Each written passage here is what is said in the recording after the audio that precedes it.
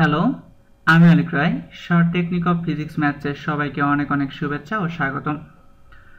আমরা ইতিমধ্যে একাদশ দ্বাদশ শ্রেণীর পদার্থবিজ্ঞান প্রথম পত্র এবং দ্বিতীয় পত্রের বিভিন্ন গাণিতিক সমস্যার শর্ট টেকনিক তোমাদের সামনে উপস্থাপন করেছি। সেই ধারাবাহিকতার পরিপ্রেক্ষিতে আজ আমরা পদার্থবিজ্ঞান প্রথম পত্রের খুবই গুরুত্বপূর্ণ একটি চ্যাপ্টার ভেক্টর, এই ভেক্টর চ্যাপ্টারের যে গুরুত্বপূর্ণ ম্যাথসগুলো আছে সেই ম্যাথসগুলোর শর্ট টেকনিক যেগুলো আছে সেই শর্ট টেকনিকগুলো সম্পর্কে তোমাদের সাথে আলোচনা করব।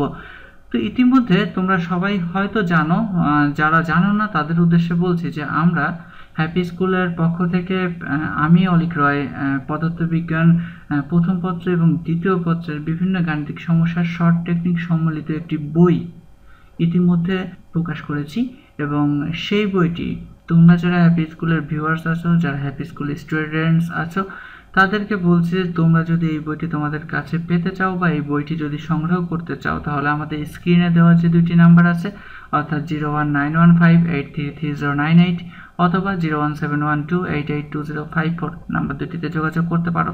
তো চলো আজকে দেখে নেওয়া যাক যে আমাদের শর্ট টেকনিকে কোন কোন অঙ্কগুলো আছে।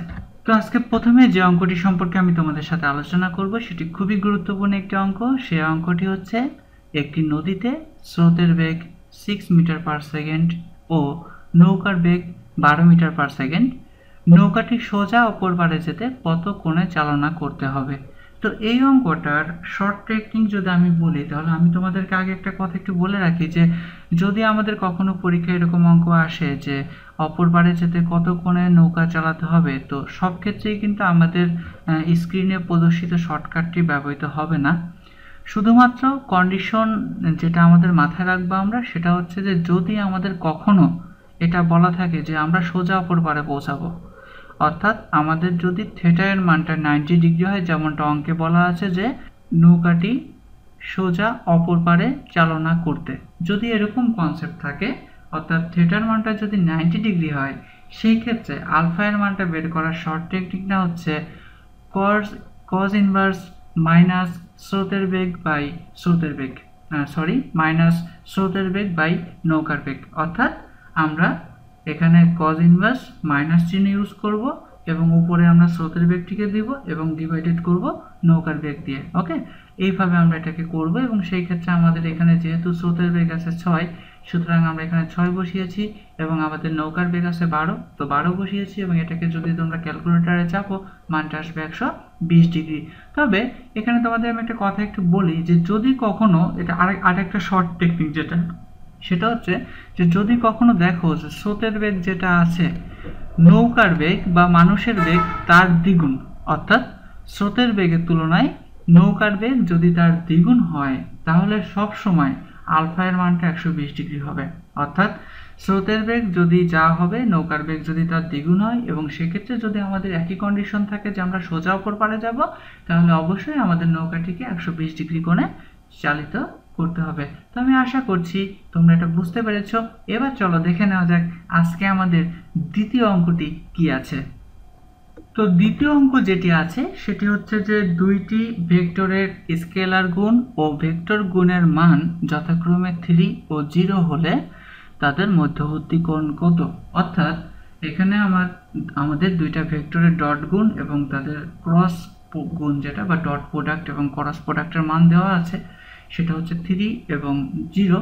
তো সেই ক্ষেত্রে আমাদের বলা হচ্ছে যে ভেক্টর দুইটার মধ্যবর্তী কোণ কত। তো যদি যে কোনো অঙ্কে এরকম দুইটা ভেক্টরের মধ্যবর্তী কোণের মান বের করতে বলে এবং সেক্ষেত্রে অঙ্কে যদি দেওয়া থাকে যে তাদের স্কেলার গুণ এবং ভেক্টর গুণের মানেরটা যদি আমাদের দেওয়া থাকে তাহলে আমরা এই অঙ্কটাকে খুব শর্টকাটে যেভাবে করতে পারি সেটা হচ্ছে আলফা ইজ ইকুয়াল টু বা theta is equal to tan inverse vector গুণের মান বাই স্কেলার গুণের মান।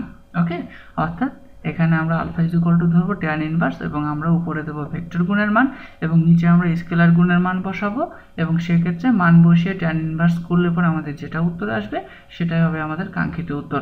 তবে যদি কেউ আমাকে বলো যে স্যার এটার অল্টারনেট কোনো ওয়ে আছে কিনা, তাহলে আমি যেটা বলবো সে অল্টারনেট ওয়েটা হচ্ছে যে তুমি আলফা ইজ ইকুয়াল টু কট ইনভার্সও ধরতে পারো। এখানে যে আমরা ট্যান ইনভার্স ধরেছি তার পরিবর্তে তুমি কট ইনভার্স ধরতে পারো।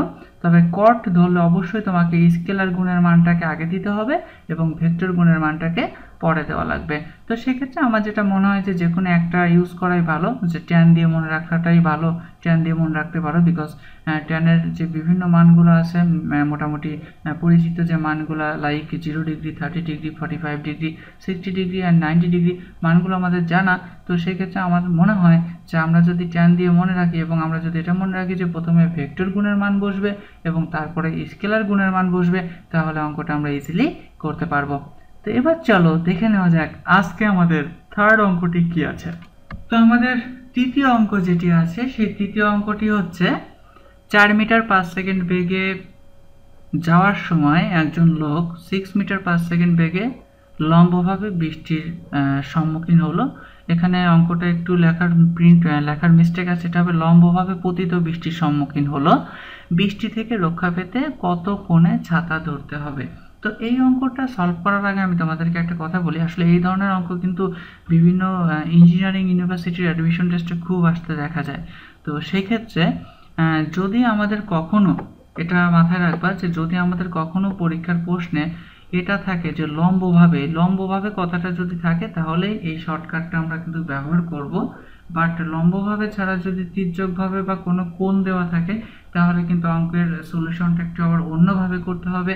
তো সেক্ষেত্রে যদি আমাদের কখনো পরীক্ষার প্রশ্ন এরকম থাকে যে কোনো একটা ব্যক্তি বা কোনো একটা গাড়ি নির্দিষ্ট একটা বেগে যাচ্ছে, এবং সেক্ষেত্রে তার উপরে একটা নির্দিষ্ট বেগে বৃষ্টি পতিত হচ্ছে এবং সেটা লম্বভাবে, তাহলে অবশ্যই ছাতা ধরার কোণ যদি বের করতে বলে, তাহলে সেটা হবে ট্যান ইনভার্স লোকের বেগ বাই বৃষ্টির বেগ।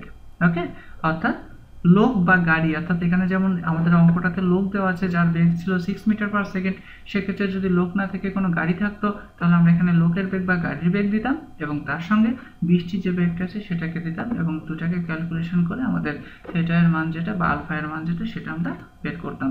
তো আমি আশা করছি আজকে আমরা ভেক্টর রিলেটেড যে 3টা অঙ্ক তোমাদের সামনে রিপ্রেজেন্ট করেছি, সেই 3টাকে শর্টকাট কিভাবে করতে হবে সেটা তোমরা বুঝতে পেরেছো।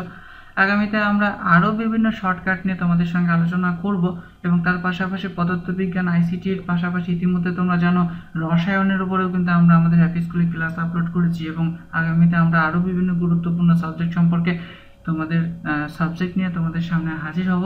সে পর্যন্ত সবাইকে অনেক অনেক ধন্যবাদ। সবাই অনেক ভালো থেকো, সুস্থ থেকো। ধন্যবাদ সবাইকে।